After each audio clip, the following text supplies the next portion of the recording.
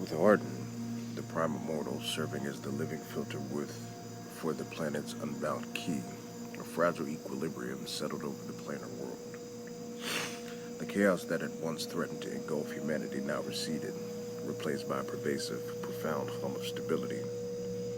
The overwhelming truths of the flat Earth were still vast and awe-inspiring, but they were no longer shattering. Humanity, guided by the acolytes and subtly protected by Arden, began the arduous, fascinating process of truly adapting to its new reality. From its cliffside overlook, the geomantic display now showed not just human communities thriving along the Antarctic wall, but new permanent settlements expanding outwards onto the planar surface. These were built with a profound respect for the key currents, integrating geomantic principles taught by the acolytes into their very architecture.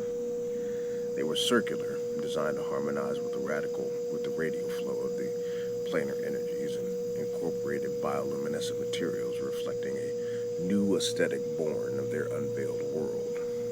They are adapting with remarkable speed, Master Arden, Ilar observed, her voice imbued with a sense of wonder.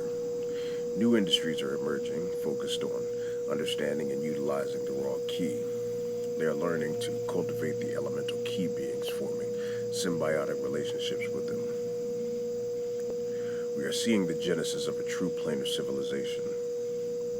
Arden, the Prime Immortal, maintained his constant connection to the obsidian days, his massive key acting as the ultimate buffer between humanity and the raw power of the planet.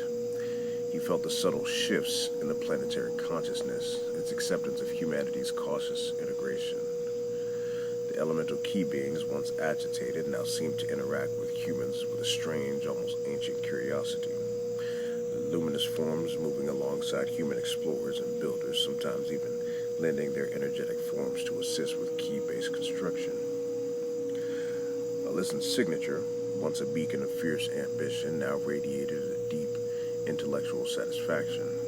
She had shifted her focus entirely to education and integration. Her transmissions, no longer confrontational, were now vast, comprehensive compendiums of planar knowledge. She taught humans not just about the flat Earth, but about the intricate relationship between consciousness and ki, about the true history of their manipulation, and about the responsibilities that came with their newfound freedom. She was orchestrating a global enlightenment, or ensuring that every human had access to the full, unvarnished truth, empowering them to navigate this grand new reality for themselves. Alyssin is now the primary architect of their collective understanding, Ilara noted, a hint of admiration in her tone.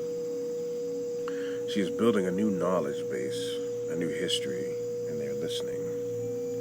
However, not all adaptations were seamless.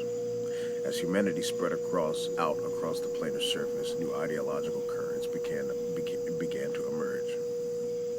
Some, captivated by the boundless nature of their world, embraced a form of radical individualism, seeking to push beyond the acolytes' guidance to experience the raw, key unfiltered, risking mental fragmentation. Others, overwhelmed by the sheer scale of the flat Earth and the implications of the Great Lie, retreated into pockets of neo-syndicate-like dogma, clinging to new manufactured certainties, desperate for a return to a more simpler, more controlled existence. These burgeoning factors created subtle internal key disharmonies, the first signs of conflict in this new grand era. Arden sensed these national divisions. The Great Lie had been broken, but the human psyche, complex and contradictory, would always seek to define its boundaries, even on an infinite plane. His role as the Prime Immortal had once been to contain, then to unleash. Now it was to sustain, to guide, and to protect. He had gifted humanity the truth, but the path they forged with it, the choices they made in this boundless new world, would ultimately be their own. The new horizon had been revealed. The true journey of humanity on the infinite flat Earth had only just begun.